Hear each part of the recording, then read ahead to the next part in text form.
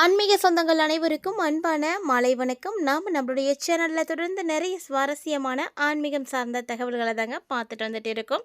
அந்த வரிசையில் இந்த பதிவில் நம்ம என்ன பார்க்க போகிறோம் அப்படின்னா, ரிஷபராசி நேயர்களுக்கு வரக்கூடிய நாட்கள், அதாவது ஆகஸ்ட் மாதத்தினுடைய இறுதியில் நடக்கக்கூடிய பல்வேறு விதமான கிரக மாற்றங்களால் என்ன மாதிரியான பலன்கள் எல்லாம் கிடைக்க போகுது, கூடவே நீங்கள் எந்தெந்த விஷயங்களில் கவனமாக இருக்கணும் அப்படின்றத பற்றியும் நம்ம தெரிஞ்சுக்கலாம்.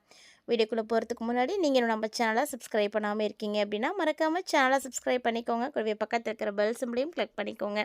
அப்போ தான் நாங்கள் போடக்கூடிய வீடியோக்கள் எல்லாமே உங்களுக்கு நோட்டிஃபிகேஷன் உடனுக்குடன் வந்தடையும். நீங்களும் பார்த்து பயன்பெறலாம். வாங்க வீடியோக்குள்ளே போகலாம். இந்த 2026ஆம் ஆண்டு பராப வருடம்னு சொல்லுவாங்க. இந்த வருடத்தில் பார்த்திங்கன்னா, ஒவ்வொரு மாதத்தில் ஏற்படக்கூடிய கிரக மாற்றங்களுமே அந்தந்த மாதத்தில் இருக்கக்கூடிய கிரக சூழ்நிலைகளை பொறுத்து தாங்க கிடைக்கும். அப்படி பார்க்கும் பொழுது இந்த ஆகஸ்ட் மாதத்தினுடைய தொடக்கத்தில் இருந்து இறுதிக்குள்ளே நிறைய மாற்றங்களானது ஏற்பட்டிருக்கு அப்படின்னே சொல்லணும். அதுலேயும் இந்த காலகட்டங்களில் உங்களுடைய ராசி நாதனாக இருக்கக்கூடிய சுக்கிர பகவான் நீச்சம் பெற்று சஞ்சரிக்கிறார். ஸோ சுக்கிரன் நீச்சம் பெற்று சஞ்சரிக்கிறார் அப்படின்றதோட மட்டும் இல்லாமல் இந்த டைமில் உங்களுடைய சொந்த வீட்டுக்கும் வராரு. அப்படிங்கும்போது அவர் பார்த்திங்கன்னா நல்ல வலுவடைய ஆரம்பிக்கிறார். இதன் காரணமாக உங்களுக்கு இந்த காலகட்டங்களில் அதாவது மகிழ்ச்சியானது கிடைக்கும். இனி வரக்கூடிய நாட்களில் நிறைய மகத்தான காரியங்கள் எல்லாமே நடக்க ஆரம்பிக்கும். அதாவது மட்டும் இல்லாமல் நீங்கள் வெற்றிகள் எல்லாத்தையும் அடைவீங்க. ஸோ நிறைய விஷயங்கள் செய்து நிறைய வெற்றிகள் பார்க்கக்கூடிய ஒரு நேரம். உத்தியோக ரீதியாக ஊதிய உயர்வு கண்டிப்பாக கிடைச்சே தீருங்க. அதோட மகிழ்ச்சியும் உங்களுக்கு கூட கிடைக்கும். மேலும் குடும்பத்தில் இருக்கக்கூடியவங்களுடைய எண்ணங்களை எல்லாத்தையும் நீங்கள் பூர்த்தி செய்வீங்க. ஒவ்வொருத்தருக்கும் என்ன தேவை அப்படின்றத கேட்டு பார்த்து பார்த்து அவங்கள கவனிச்சிக்கிறதுக்கான ஒரு நேரமாக இருக்குது. இந்த காலகட்டங்களில் எதை செய்கிறதா இருந்தாலும் திட்டமிட்டு செய்யுங்க. ஆனால் திட்டமிட்ட விஷயங்களை கூட ஒரு சில நேரங்களில் செய்ய முடியாமல் போகும். அதுக்கு காரணம் என்னென்னா மனக்குழப்பம். அடிக்கடி உங்களுக்கு மனக்குழப்பம் ஏற்படும். இந்த மனக்குழப்பம் போகணும் அப்படின்னா கட்டாயமாக ரிஷபராசிக்காரங்க இந்த டைமில் குலதெய்வ வழிபாடு செய்யுங்க. குலதெய்வ வழிபாடு செய்கிறது அப்படிங்கிறது சாதாரண ஒரு விஷயம் கிடையாது. ஏன்னா அதுக்கு முன்னாடி நிறைய தடைகள் வரும். போகணும்னு நினைச்சாலுமே கூட போக முடியாத சூழ்நிலைகள், நிறைய தடைகள் எல்லாம் வந்துட்டே தான் இருக்கும்.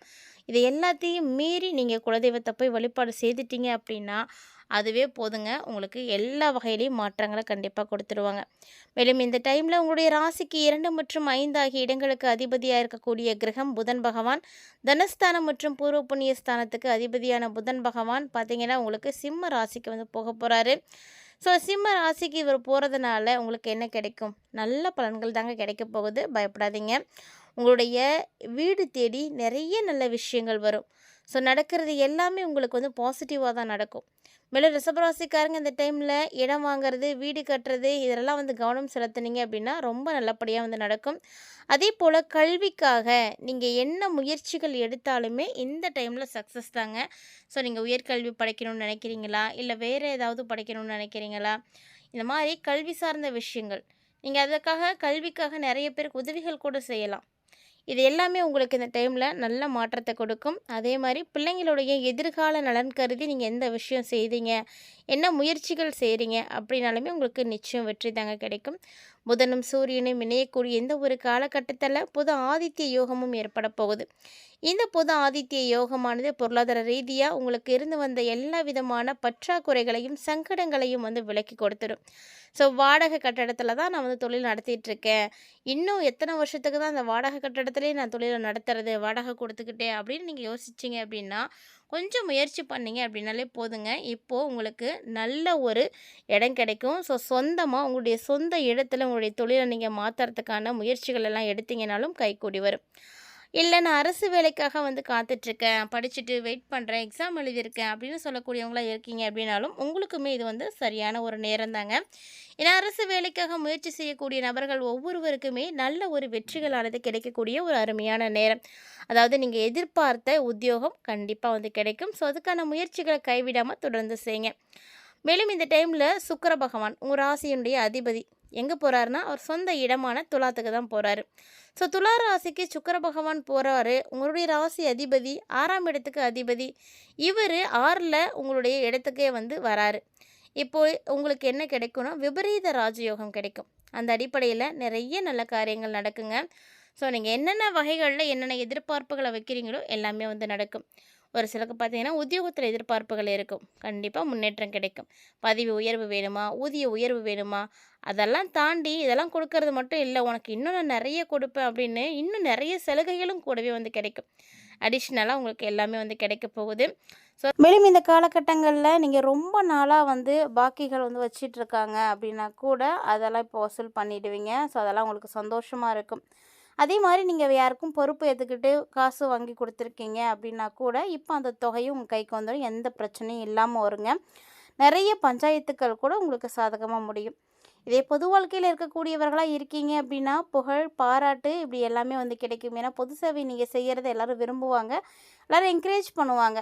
அதனால் உங்களுக்கு நிறைய விஷயங்கள் நல்லபடியாக இருக்கும். வியாபாரம், தொழில் இது செய்யக்கூடியவங்களுக்கும் ரொம்ப நல்லபடியான ஒரு நேரம் தான். நல்ல மகிழ்ச்சியான விஷயங்கள்லாம் வந்து சேரும். அதே போல் உத்தியோகத்தில் இருக்கக்கூடியவங்களுக்கு உயர் அதிகாரிகளுடைய நட்பு வந்து கிடைக்கும். நல்லா பலப்பட ஆரம்பிக்கும். கலைஞர்களாக இருக்கீங்க அப்படின்னா தேவைகள் எல்லாமே வந்து பூர்த்தியாக ஆரம்பிச்சிடும். மாணவ மாணவிகளாக இருக்கீங்க அப்படின்னா கல்வி வந்து விருத்தி அடைய ஆரம்பிக்கும். ஸோ ரிஷபராசியோடைய குழந்தைங்க இப்போ தான் பார்த்தீங்கன்னா நல்லா படிப்பாங்க. முன்னாடிலாம் படிச்சிருக்கவே மாட்டாங்க. இப்போ அவங்களுக்கு தனித்துவமான ஆர்வம் கிடைக்கும். நல்ல படிப்பில் விருத்தியை பார்ப்பாங்க. இதே பெண்களாக இருக்கீங்க அப்படின்னா இல்லத்தில் நல்ல சம்பவங்கள் எல்லாமே வந்து நடக்க ஆரம்பிக்குங்க. அது மட்டும் இல்லாமல் திருமண விஷயத்துக்காக நீங்கள் முயற்சி பண்ணுறீங்க அப்படின்னா ஸோ இதெல்லாம் வந்து உங்களுக்கு ஜாக்பாட் அடிக்கக்கூடிய ஒரு நேரம். அதாவது உங்களுக்கு திருமணமானது நடக்கிறதுக்கான வாய்ப்புகள் இருக்குது. ஸோ அதுக்காக முயற்சி செய்யணும்னு நினைக்கக்கூடிய ரிஷபராசிக்காரங்களாக இருக்கீங்க அப்படின்னா இந்த டைமில் நீங்கள் முயற்சி பண்ணுங்கள். ரொம்ப ரொம்ப அற்புதமான ஒரு மாதம். நீங்கள் நினைத்தது எல்லாமே வந்து நடக்கும். அதோடு பார்த்திங்கன்னா சனீஸ்வர பகவான் வக்ரமாகி இருக்கிறாரு. சனி பகவான் வக்ரமாகி இருந்தாலும் கவலைப்பட தேவையில்லை. ஏன்னா அவர் வந்து வக்ரமாகி குருவுடைய பார்வையில் தான் இருக்கிறாரு. ஸோ குரு பார்வை படக்கூடிய இடங்கள் எல்லாமே வந்து புனிதம் தான் அடையும். அதனால் குருவுனால் உங்களுக்கு நல்ல விஷயங்கள் தான் வந்து நடக்கும். ஸோ சனியினுடைய ஆதிக்கம் என்ன ஆகும்னா குறைய ஆரம்பிக்கும். நிறைய நன்மைகள் இப்போ நடக்குங்க. திடீர்னு அதிர்ஷ்டங்கள் கூட உங்களுக்கு கிடைக்கும். எதிரிகளை வந்து நீங்கள் தோற்கடிக்கக்கூடிய ஒரு அற்புதமான நேரம், எதிரிகளை வெல்லக்கூடிய ஒரு மாதம் இதுதான்.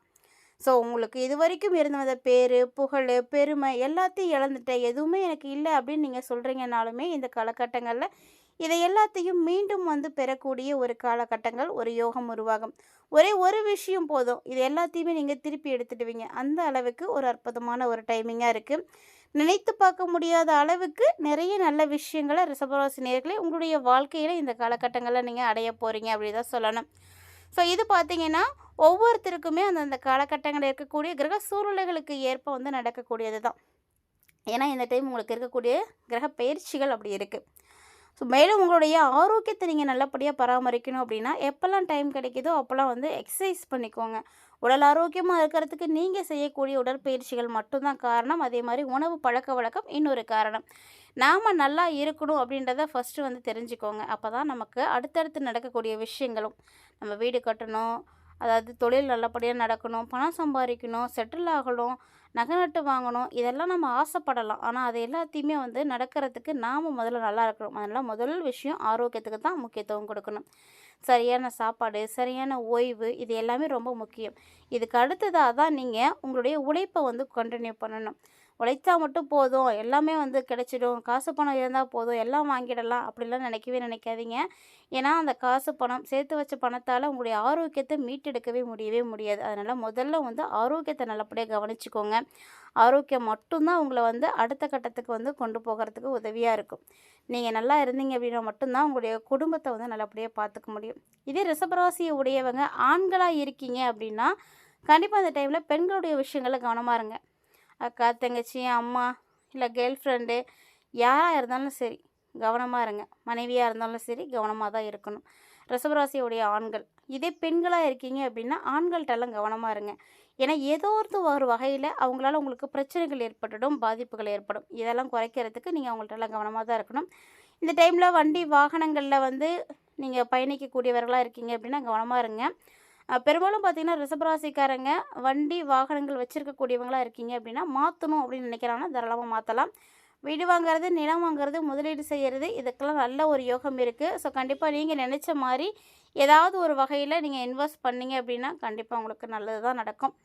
அதே மாதிரி டெய்லியுமே ரிஷபராசிக்காரங்க செய்யக்கூடிய ஒரு எளிமையான விஷயம் என்ன அப்படின்னா, அது வெயில் காலமோ மழைக்காலமோ குளிர்காலமோ எதாக இருந்தாலும் பார்க்காதீங்க. காலையில் எழுந்திரிச்ச உடனே ஃபஸ்ட்டு வந்து குளிச்சுடுங்க. குளிச்சிட்டிங்க அப்படின்னாலே போதும், அது உங்களுக்கு அற்புதத்தை ஏற்படுத்தி கொடுக்கும். இதெல்லாம் ஒரு பரிகாரமா அப்படின்னு நீங்கள் யோசிக்கலாம். இதுவுமே நல்ல ஒரு பரிகாரம் தாங்க. நல்ல பலன் கொடுக்கக்கூடியது. ஏன்னா நம்ம காலைல எழுந்த உடனே நம்ம குளிக்கும் பொழுது நமக்கு ஒரு உற்சாகம் கிடைக்கும். அது மட்டும் இல்லாமல் நம்ம உடம்புல இருக்கக்கூடிய எல்லா விதமான தீய சக்திகளும் வெளியேறும். இதெல்லாம் வந்து நடக்கும். அதுக்காக தான் காலையில் எழுந்த உடனே அந்த காலத்தில் குளிச்சுட்டு கோவிலுக்கு போய் சாமி கும்பிட்டாங்க. இப்போ அது மாதிரி யாரெல்லாம் செய்கிறாங்க அப்படின்னு தெரியல. நீங்கள் ஒரு வேளை குளிச்சுட்டு காலைல எழுந்த உடனே கோவிலுக்கு போகக்கூடிய பழக்கம் இருக்குது அப்படின்னா, ஒரு நல்ல பழக்கம். அதை உங்களால் முடிஞ்ச அளவுக்கு ஸ்ப்ரெட் பண்ணுங்கள். எல்லாருக்கும் வந்து அந்த பழக்கத்தை ஏற்படுத்தி விடுங்க உங்களுடைய குடும்பத்தில். இல்லை நீங்கள் அந்த பழக்கம் வச்சுருக்கீங்க அப்படின்னா யாருக்காகவும் அதை மாற்றிக்க வேண்டாம். ரொம்ப நல்ல பழக்கத்தை எப்போதுமே வந்து நம்ம முடிஞ்ச அளவுக்கு அதை பரப்பி தான் விடணுமே தவிர கைவிடக்கூடாது. ஸோ இந்த காலகட்டங்களில் ரிஷபராசிக்காரங்க முக்கியமாக சேமிப்பில் வந்து கவனம் செலுத்துவீங்க. திட்டமிட்ட காரியங்கள் எல்லாமே நல்லபடியாக நடக்குங்க. அதுக்கெல்லாம் எந்த விதமான பிரச்சனையும் இல்லை. நிறைய அதிர்ஷ்டம் கிடைக்கும். சமுதாயத்தில் உங்களுடைய பேச்சுக்கு ஒரு மரியாதை கிடைக்கும். எல்லாரும் மதிப்பாங்க. உறவுகளோட வாக்குவாதமோ சண்டையோ இது எல்லாத்தையும் வந்து செய்யாதீங்க. எல்லாத்தையும் தவிர்த்துக்கோங்க. அதே போல் இந்த காலகட்டங்களில் பார்த்திங்கன்னா குடும்பத்தாரோட கொஞ்சம் இணக்கமாக இருக்கிறதுக்கு பாருங்கள். அதுதான் நல்லது. அவங்களோட சண்டை போடுறதுனாலையோ வாக்குவாதம் பண்ணுறதுனாலையோ பிரச்சனைகள் பண்ணுறதுனாலையோ என்ன கிடைக்க போகுது? எதுவுமே கிடையாது. ஸோ அதனால் நீங்கள் உங்களுடைய வேலைகளை மட்டும் சரியாக செய்துக்கோங்க. பெற்றோர் பெரியோர் இவங்க எல்லாத்துக்கிட்டையுமே வந்து அன்பு செலுத்துங்க. அதுவும் உங்களுக்கு ரொம்ப நல்லது. ஸோ இந்த காலகட்டங்களில் ஆரோக்கியம் அப்படின்னு பார்த்தீங்கன்னா அதீத ரத்த அழுத்தம் இல்லைனா குறைந்த ரத்த அழுத்தம் இதிலலாம் கொஞ்சம் கவனமாக இருந்துக்கணும். அடிக்கடி பார்த்தீங்கன்னா நீங்கள் இந்த டைமில் விநாயகர் வழிபாடு செய்யுங்க. எல்லா வகையிலையுமே உங்களுடைய வினைகளை எல்லாத்தையும் தீர்த்து கொடுத்துருவார். அதே போல் நீங்கள் துர்க்கை அம்மனை வழிபாடு செய்கிறது உங்களுக்கு ஒரு பலத்தை கொடுக்கும், தன்னம்பிக்கை கொடுக்கும், தைரியத்தை கொடுக்கும், நிறைய நல்ல விஷயங்களை வந்து ஏற்படுத்தி கொடுக்கும். அதனால் இந்த 2 இறைவனையும் இந்த காலகட்டங்களில் நீங்கள் வழிபாடு செய்கிறது உங்களுக்கு மிகப்பெரிய அளவில் அதிர்ஷ்டங்களை எல்லாம் ஏற்படுத்தி கொடுக்கும். ஸோ ரிஷபராசி நேயர்களை பொறுத்த வரைக்கும் இந்த காலகட்டங்களில் உங்களுக்கு ஏற்படக்கூடிய கிரக சூழ்நிலைகளால் என்ன மாதிரியான மாற்றங்களை எல்லாம் நீங்கள் பார்க்க போகிறீங்க, அடுத்தடுத்து நிகழக்கூடிய விஷயங்கள் உங்களுக்கு நல்லதாக இருக்கா இல்லை தீமை கொடுக்கக்கூடிய வகையில் இருக்கா, அப்படி இருந்தால் அதை நீங்கள் எப்படி தீர்த்துக்கணும், என்ன எளிமையான பரிகாரம் பண்ணணும், இப்படி நிறைய விஷயங்களை கண்டிப்பாக இந்த பதிவின் மூலமாக நீங்கள் தெளிவாக பார்த்து தெரிஞ்சிட்ருப்பீங்கன்னு நினைக்கிறேன். ஸோ இதுலேருந்து உங்களுக்கு இந்த பதிவு எந்த அளவுக்கு வந்து பிடிச்சிருக்கோ, முக்கியத்துவம் வாய்ந்திருக்கு அப்படின்னு நீங்கள் நினைக்கிறீங்க, மறக்காமல் உங்களுடைய கருத்துக்களை கமெண்ட் பாக்ஸில் வந்து கமெண்ட் பண்ணுங்கள். அதே போல் இந்த பதிவில் கொடுத்துருக்கக்கூடிய பரிகாரமாக இருக்கட்டும், வழிபாடுகளாக இருக்கட்டும், நீங்கள் செய்யும் பொழுது முதல்ல முழு மனசோட நம்பிக்கையோடு வந்து செய்யுங்க. எந்த ஒரு காரியத்தையுமே நம்ம நம்பிக்கையோடு செய்யும் பொழுது மட்டும்தான் அது நமக்கு வெற்றியை கொடுக்கும். அதை நான் செஞ்சுட்டு தானே இருக்கேன், எனக்கு அதுலேருந்து எந்த பலனும் கிடைக்கலையே அப்படின்னு வருத்தத்தோடையும் இல்லை ஒரு மனசுக்கு ஏற்றுக்காமல் அப்படிலாம் வந்து செய்யாதீங்க. முழு மனசோட நம்பிக்கையோடு செய்யுங்க. கண்டிப்பாக அதன் மூலமாக உங்களுக்கு நல்லது கிடைக்கும். இந்த பதிவில் நிறைய தகவல்கள் பார்த்தீங்க இல்லையா? இது மாதிரி இன்னும் நிறைய இன்ட்ரெஸ்டிங்கான தகவல்களை நீங்கள் தொடர்ந்து பார்த்து தெரிஞ்சுக்கணும் அப்படின்னு நினைக்கிறீங்கன்னா மறக்காமல் அப்போ நம்ம சேனலை சப்ஸ்கிரைப் பண்ணிட்டு ஃபாலோ பண்ணிக்கோங்க. அதோடு பார்த்தீங்கன்னா பக்கத்தில் இருக்கிற பெல் சிம்லையும் கிளிக் பண்ணி வச்சுக்கோங்க. அப்போ தான் நாங்கள் போடுற வீடியோஸ் எல்லாமே உங்களுக்கு நோட்டிஃபிகேஷன் உடனுக்குடன் வந்தடையும். நீங்களும் பார்த்து பயன்பெறலாம்.